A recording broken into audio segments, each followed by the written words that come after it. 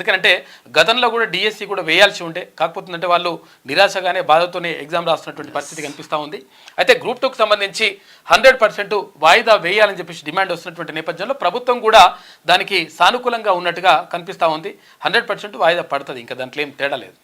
ఇక ఇది ఇట్లా ఉంటే కుక్కల దాడికి సంబంధించి అంటే కుక్కలు ఇష్టం వచ్చినట్టుగా దాడి చేస్తూ ఉన్నాయి. తర్వాత ఎక్కడికక్కడ కుక్కల నియంత్రణ అనేటువంటిది లేకుండా పోయింది. స్టెరిలైజేషన్ ఏదో చేస్తా అని చెప్తున్నారు, కానీ పూర్తి స్థాయిలో ఎందుకు నియంత్రించలేకపోతుండ్రో సమాధానం చెప్పాలి అని చెప్పేసి రాష్ట్ర ప్రభుత్వాన్ని అటు జిహెచ్ఎంసీని హైకోర్టు ఆదేశించింది.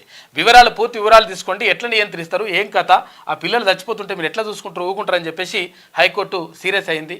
ఈ నేపథ్యంలో ఇక్కడ జిహెచ్ఎంసీ తర్వాత ఇక్కడ ప్రభుత్వం నుంచి నివేదికలు పంపాల్సి ఉంది. మరి ఏం చేస్తారో చూడాలి. ఇక జరుగుతున్నటువంటి పరిణామాలు ఇట్లా ఉంటే ఇక దేశవ్యాప్తంగా మొత్తం మీద జాతీయ రాజకీయాలు ఒక రకంగా, తర్వాత రాష్ట్రంలో ఇక కాకా కానీ తర్వాత ఇప్పుడు హరీష్ రావుకు చాలామంది ఏమంటున్నారంటే నేను ముఖ్యమంత్రి రేవంత్ రెడ్డి చెప్పిండు, నేను అంటే మనము వాళ్ళు చేస్తారా చేయరా కానీ మనం ఏం చేయమని చెప్పేసి ఏం డిమాండ్ చేయము. కాకపోతుందంటే మనము అంటే ఏదైతే హామీ ఇచ్చినామో అంటే ఇక్కడ రాహుల్ గాంధీ అధ్యక్షతన ఆ రోజు వరంగల్లో జరిగినటువంటి రైతు డిక్లరేషన్కి సంబంధించి ఎప్పుడైతే హామీ ఇచ్చినామో ఆ హామీని నెరవేర్చినాం.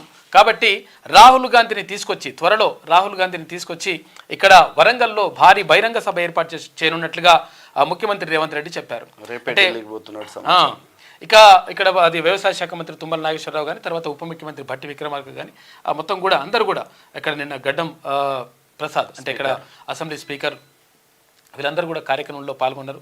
మొత్తం కూడా అంటే ఒక రకంగా అంటే రైతులకు మంచి చేస్తా అని చెప్పినటువంటి గత ప్రభుత్వం అంటే కేసీఆర్ ఆధ్వర్యంలో ఉన్నటువంటి అప్పుడు ప్రభుత్వం ఏమైంది, కనీసం రైతులని అంటే పూర్తి స్థాయిలో పట్టించుకున్నటువంటి పరిస్థితి కనిపించలేదు. ఎందుకంటే రుణమాఫీ చేస్తా ₹1,00,000 అన్నట్టు ఇప్పుడు 2 లక్షలు చేస్తున్నారు, కానీ ₹1,00,000 చేస్తానని అది 5 ఏళ్ల దాకా ఆపి లాస్ట్కి వస్తే దానికి డబుల్ వడ్డీ అయిన తర్వాత ఇప్పుడు ₹1,00,000 2,50,000 అయిన తర్వాత అప్పుడు ₹1,00,000 రుణమాఫీ అని చెప్పిండు కాక. కానీ 5 సంవత్సరాలు చేయనటువంటి పనిని ఇప్పుడు మేము మా ప్రభుత్వం అధికారంలోకి రాగానే 7 నెలల్లో ఈ కార్యక్రమాన్ని పూర్తి చేస్తున్నామని చెప్పేసి ముఖ్యమంత్రి చెప్పినటువంటి మాట. ఇంకా చాలా విషయాలున్నాయి, మనం మాట్లాడుకోవాలి. సిద్దిపేట ఎమ్మెల్యే మాజీ మంత్రి హరీష్ రావు రాజీనామాకు సిద్ధంగా ఉండాలని కాంగ్రెస్ నుంచి డిమాండ్ వస్తూ ఉన్నది. కాకపోతే ఆయనే రాజీనామా చేస్తా, కానీ మీరు ఇచ్చిన 6 గ్యారంటీలు అమలు, మీరు ఇచ్చిన హామీలని నెరవేర్చిన తర్వాత రాజీనామా చేస్తా అని మాట మార్చే కార్యక్రమంలో బిజీగా ఉన్నాడు. ఇది ఇట్లా ఉంటే బీజేపీ ఒక స్ట్రాటజీ అయితే తీసుకొస్తా ఉన్నది. తెలంగాణ రాష్ట్రంలో 5 బీఆర్ఎస్ ఎమ్మెల్యేలను జైన్ చేసుకొని రాజీనామా చేసి మళ్ళీ ఉప ఎన్నికలకు పోతే ఎలా ఉంటది రాష్ట్రంలో అని ఒకటి ఎమ్మెల్యేలు కూడా 5 అయితే రెడీగా ఉన్నారంట.